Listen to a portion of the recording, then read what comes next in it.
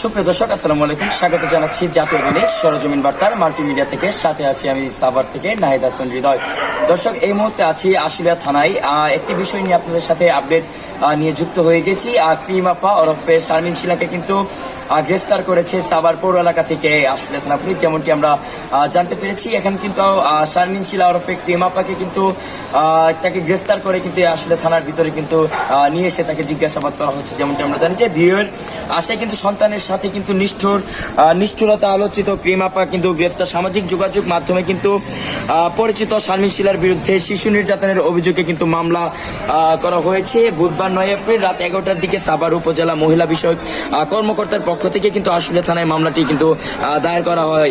অভিযুক্ত শারমিন শিলা আশুলিয়া এলাকায় বসবাস করেন এবং পেশায় তিনি কিন্তু একজন বিউটিশিয়ান। সামাজিক যোগাযোগ মাধ্যমে তিনি নিজের তৈরি করা প্রসাধনী বিক্রির পাশাপাশি 2 সন্তানকে সামনে এনে নানা ধরনের কিন্তু ভিডিও প্রকাশ করে থাকেন। এবং মামলার এজাহারে বলা হয়েছে গত 30 মার্চ বিকেলে 4টার দিকে নিজের ফেসবুক অ্যাকাউন্টে একটি ভিডিও প্রকাশ করেন শারমিন শিলা। ভিডিওতে দেখা যায় তিনি তার ছোট মেয়েকে, আনুমানিক 2 বছর মেয়েকে তার হাত এবং মুখ চেপে ধরে কিন্তু হা করে কি মেয়ের অসম্মতিতে কিন্তু কেক জাতীয় কিছু খেতে বাধ্য করছেন। এছাড়া বিভিন্ন ভিডিওতে কিন্তু শিশু সন্তানের চুল কাটানো, রং করা, বাড়ি দুল পাড়ানো, গালিগালাজ ও শারীরিক নির্যাতনের মতো কিন্তু দৃশ্য এই শারমিন শিলা কিন্তু প্রকাশ করেছেন।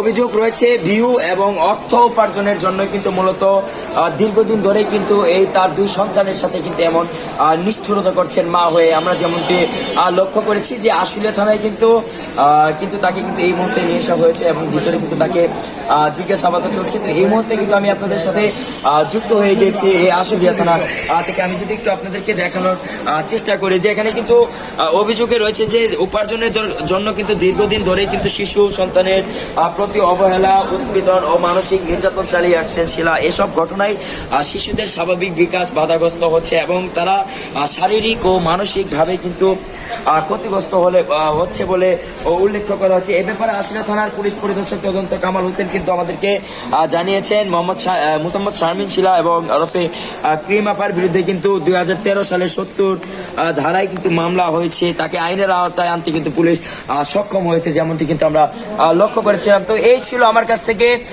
আশুলিয়া থানা থেকে সর্বশেষ পরিস্থিতি। এতক্ষণ আপনাদের সাথে যুক্ত ছিলাম মোহাম্মদ নাহিদ হাসান হৃদয়, জাতীয় দৈনিক সরজমিন বার্তা, সাভার, আশুলিয়া, ঢাকা।